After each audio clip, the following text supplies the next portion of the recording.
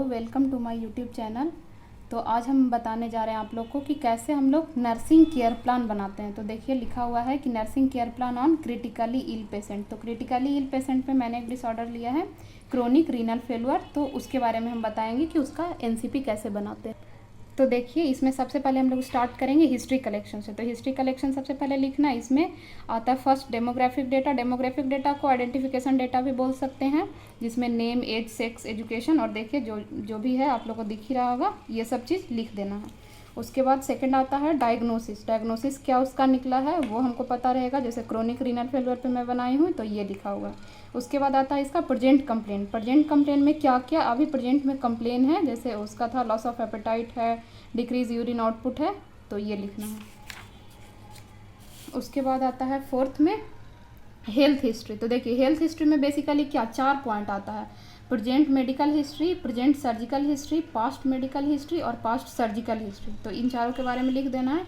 उसके बाद आता है इसका फैमिली हिस्ट्री। तो फैमिली हिस्ट्री में आपको प्रॉपर टेबल के रूप में बनाना है। इसमें रहेगा कि जो भी पेशेंट के जो भी पेशेंट का नाम और उसके जो भी फैमिली मेम्बर है उनका नाम, उसका क्या रिलेशनशिप है, एज, सेक्स, उनका ऑक्यूपेशन और उनका हेल्थ स्टेटस लिखना है। उसके बाद आते हैं हम लोग नेक्स्ट फैमिली ट्री बनाना है। जो भी हम लोग फैमिली हिस्ट्री बनाए है उसके अनुसार फैमिली ट्री बना देंगे। उसके बाद इसका पर्सनल हिस्ट्री आएगा। पर्सनल हिस्ट्री में मेनली आता है हैबिट्स हो गया, हॉबीज हो गया, हाइजीन हो गया, स्लीपिंग पैटर्न हो गया, तो ये सब लिख देंगे। उसके बाद आता है इसका सोशियो इकोनॉमिक स्टेटस, उसका कैसा है इसके बारे में भी लिखना होता है एनसीपी में, तो ये लिखेंगे। नेक्स्ट आता है ऑब्स्टेटिकल हिस्ट्री। तो ये मेनली अगर पेशेंट फीमेल हो तो ऑब्स्टेटिकल हिस्ट्री लिखना रहता है। उसके बाद है साइकोलॉजिकल हिस्ट्री, ठीक है। तो ये मेनली इतने सारे 10 पॉइंट्स आ गए हिस्ट्री कलेक्शन में। उसके बाद हम लोग इसमें लिखेंगे फिजिकल एग्जामिनेशन। तो देखिए फिजिकल एग्जामिनेशन में क्या है, फर्स्ट में हम लोग लिखेंगे जनरल अपीयरेंस के बारे में, उसका बॉडी बिल्ड कैसा है, वेट क्या है, हाइट क्या है। उसके बाद हम लोग लिखेंगे स्किन एंड म्यूकस मेम्ब्रेन के बारे में। उसके बाद वाइटल अपीयरेंस के बारे में लिखेंगे।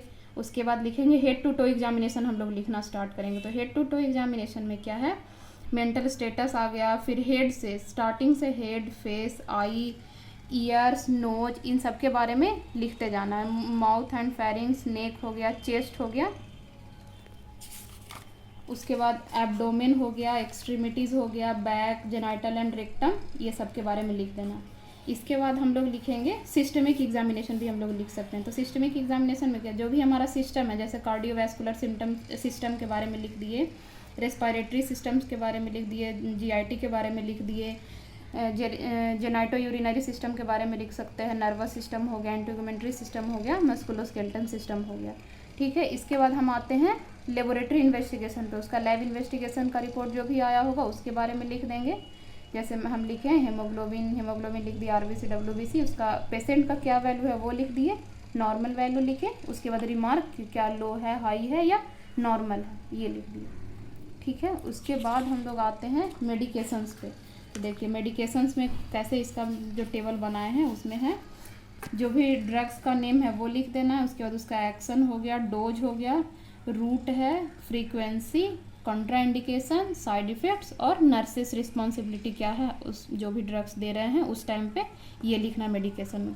उसके बाद है इसका नर्सिंग डायग्नोसिस। टोटल मिनिमम 6 से 8 नर्सिंग डायग्नोसिस लिस्ट आउट यहाँ करिए। तो मैंने जैसे लिस्ट आउट किया है 6 डायग्नोसिस लिस्ट आउट किया है। उसके बाद इसी डायग्नोसिस को एक्सप्लेन करके नर्सिंग प्रोसेस बनाना है। जैसे देखिए ये फर्स्ट नर्सिंग प्रोसेस मैं बनाई हूँ, excess fluid volume related to decrease urine output. तो नर्सिंग प्रोसेस के बारे में आप लोगों को पता होगा कैसे बनाया जाता है। तो इसमें असेसमेंट होता है, नर्सिंग डायग्नोसिस हो गया, प्लानिंग हो गया, इंटरवेंशन और इवैल्यूएशन। तो ये सब देख लीजिए। असेसमेंट में सब्जेक्टिव डाटा और ऑब्जेक्टिव डाटा लिखना रहता है। इसी तरह मैंने दूसरा बनाया है nursing process, risk of impaired skin integrity related to oedema, तो ये भी देखिए। उसके बाद थर्ड में बनाई हूँ risk for infection related to lowered resistance. Next है imbalanced nutrition less than body requirement related to dietary restriction. उसके बाद एक और मिनिमम 5 नर्सिंग प्रोसेस बनाना है। Risk for situational low self esteem related to dependency and change in body image, ठीक। जब 5 nursing process हो जाने के बाद हम लोग को इसमें लिखना रहता है हेल्थ एजुकेशन। तो देखिए 4 से 5 पॉइंट में मैंने हेल्थ एजुकेशन लिखा है। उसके बाद ये हो गया। उसके बाद अब समरी और कंक्लूजन। तो समरी लिख दिए हैं यहाँ पे, देख लीजिए समरी इस तरीके से लिखना रहता है। उसके बाद लास्टली कंक्लूड करना है टॉपिक को, तो ये मैंने कंक्लूजन लिख दिया है।